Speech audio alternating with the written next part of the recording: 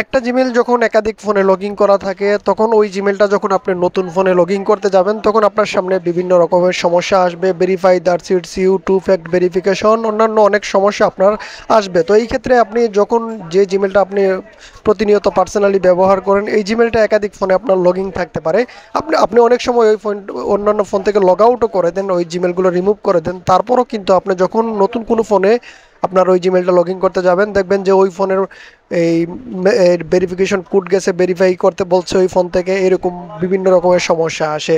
তো এই ক্ষেত্রে এটার সমাধান করতে হলে আপনি যত ফোনেই আপনার জিমেলটা লগ ইন করে রাখছেন সব ফোন থেকে লগ আউট করতে হবে। এটি কীভাবে করতে হবে, আপনি শুধুমাত্র ফোন থেকে জিমেল রিমুভ করে দিলেই চলবে না, গুগল থেকে এটাকে রিমুভ করতে হবে। গুগল থেকে কীভাবে রিমুভ করবেন চলুন আপনাদেরকে গুগলে গিয়ে দেখিয়ে দিচ্ছি, ভিডিওটা কন্টিনিউ দেখতে থাকুন। তো আমরা চলে যাব গুগলে। আমাদের ফোনের গুগলে আসার পর এখান থেকে গুগলের যে প্রোফাইল আইকন আছে আমরা প্রোফাইল আইকনটিতে ক্লিক করব। প্রোফাইল আইকনটিতে ক্লিক করার পর এখান থেকে গুগল অ্যাকাউন্টের অপশনটিতে আমরা ক্লিক করব। এই যে গুগল অ্যাকাউন্টের অপশনটি পেয়ে যাবেন, এখানে গুগল অ্যাকাউন্টের অপশনটিতে ক্লিক করে দেবেন। গুগল অ্যাকাউন্টের অপশনটিতে ক্লিক করলে আপনাকে নিয়ে যাবে এরকম একটা ইন্টারফেসে। এখানে পেয়ে যাবেন আপনি এই যে সাইডে আপনি টান দিলেই পেয়ে যাবেন সিকিউরিটি, সাইডে টান দিলেই পেয়ে যাবেন সিকিউরিটি নামক একটি অপশন। তো এই সিকিউরিটিতে চলে আসবেন। সিকিউরিটিতে চলে আসার পর একদম স্টোর করে নিচে চলে আসবেন। নিচে চলে আসলেই এইখানে পেয়ে যাবেন, এই যে নিচে আসলে এইখানে পেয়ে যাবেন, এই নিচে আসলে পেয়ে যাবেন ম্যানেজ অল ডিভাইস।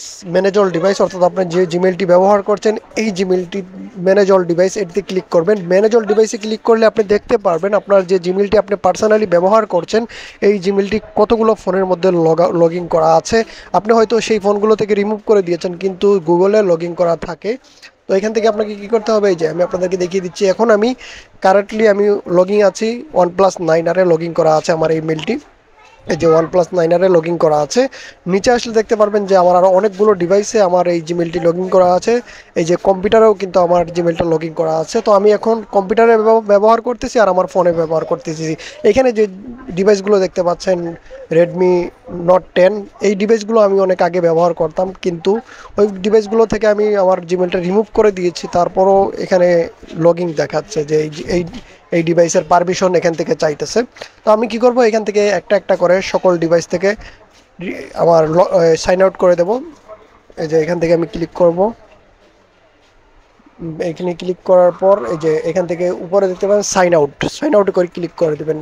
এই যে যতগুলো ডিভাইস আপনার প্রয়োজন নাই, যেই ডিভাইসগুলোতে আপনার জিমেলটা লগ ইন থাকার কোনো প্রয়োজন নাই সেগুলো এখান থেকে ক্লিক করে আপনি সাইন আউট করে দেবেন। এই যে সাইন আউটে ক্লিক করে আপনি প্রত্যেকটা ডিভাইস থেকে সাইন আউট করে দেবেন, তাহলে কিন্তু আপনার ওই যে অন্যান্য ফোনে যখন লগ ইন করতে যাবেন তখন আর to fact verification, verify that's it's you এই ধরনের সমস্যা আর আপনার আসবে না।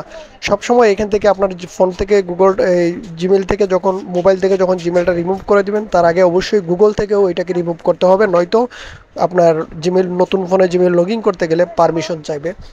তো আমি এই জিমেলটা Redmi Note 10 থেকে সাইন আউট করে দিলাম, দেখতে পারলেন।